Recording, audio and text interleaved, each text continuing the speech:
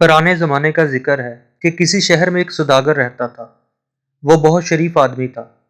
उसे तजारत की गर्ज से दूर-दराज जाना पड़ता था।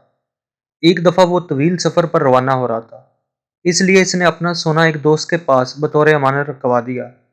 जब वो सफ़र से वापस आया तो अपने दोस्त से अमानत तलब की, लेकिन इतना ज़्यादा सोना देखकर उसके दोस्त की नीयत बदल चुकी थी। इसलिए उसने झूठ बोला कि तुम्हारा सोना चूहे खा गए।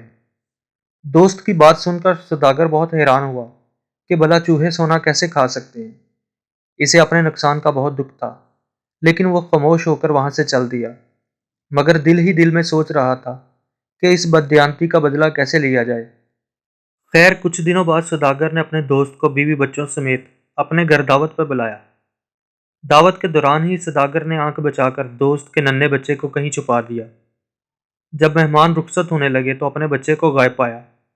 काफी तलाश करने के बाद जब बच्चा न मिला तो मेहमान दोस्त ने सौदागर से पूछा, मेरा बच्चा कहाँ है? सौदागर ने कहा, अभी अभी मैंने देखा है कि उसे एक चील उठाई जा रही थी। सौदागर की बात सुनकर मेहमान दोस्त बोला, क्या चील बच्चे को उठाकर ले जा सकती है? इस पर सौदागर ने जवाब दिया, जिस शहर में चूहे सोना खा सकते हैं वहां चीलें भी बच्चों को उठाकर ले जा सकती हैं। इस पर बददयानत दोस्त बहुत शर्मिंदा हुआ और इसने सौदागर से माफी मांगी और सोना वापस कर दिया।